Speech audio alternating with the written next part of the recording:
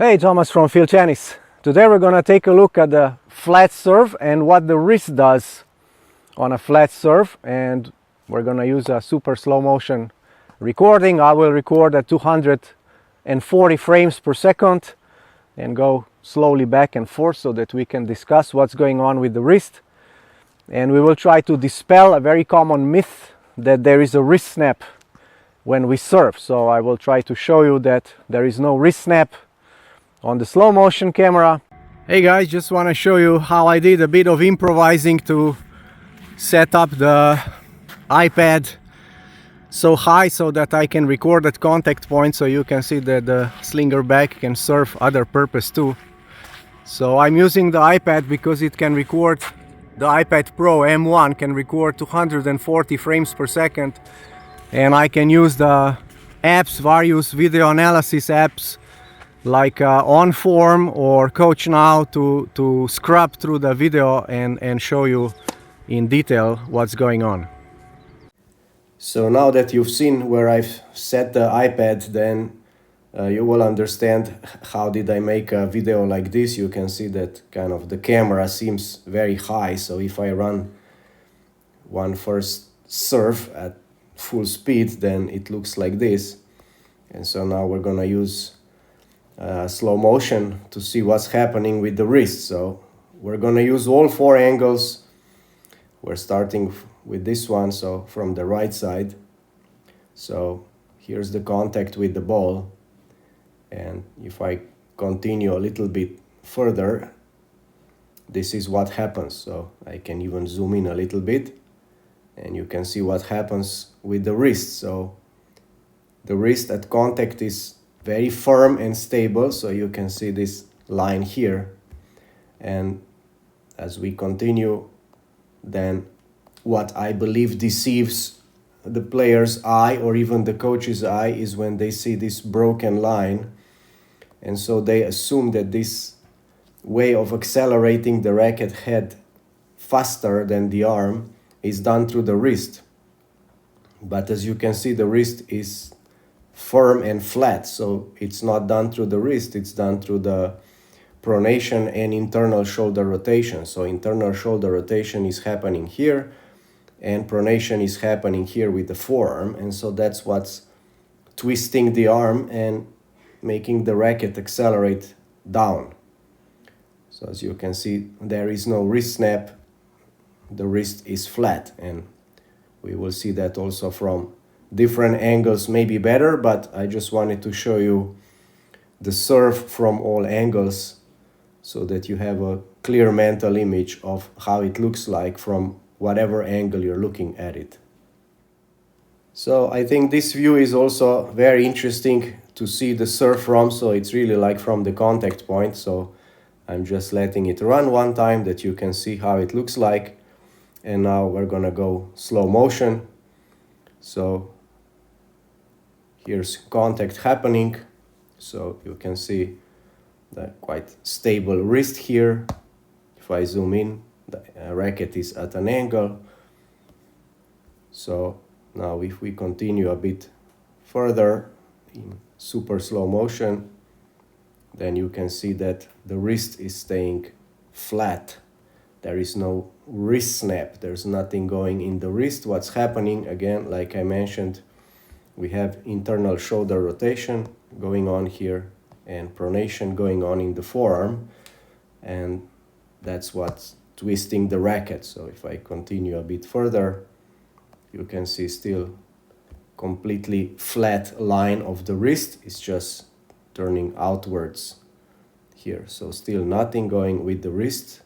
If there was something going with the wrist, then we would have seen something like this, but we don't. So there is no wrist snap. I would say in most cases it's just an optical visual illusion. It's just an illusion because you see this and you are assuming that this was done by wrist flexion and extension, but it's not happening that way.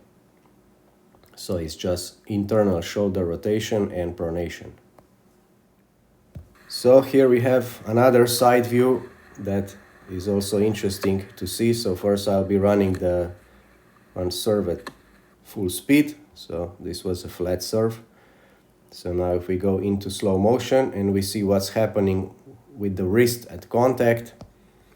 So if I go frame by frame, again you can see there is a twisting and turning going on, but see the wrist line is flat, right? So there's no extension and flexion going on here in the wrist. So as I showed you before, the internal shoulder rotation is happening here and pronation in the forearm, and that's what's twisting the arm and creating this broken line that kind of visually can deceive you into thinking that I snapped my wrist to create this angle of the racket.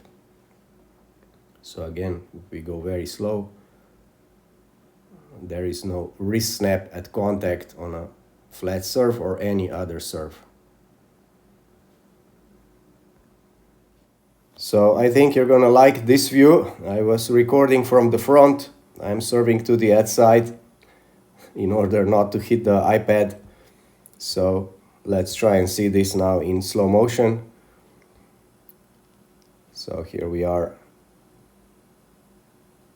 coming to contact. So let's go a bit slower. So here's the contact.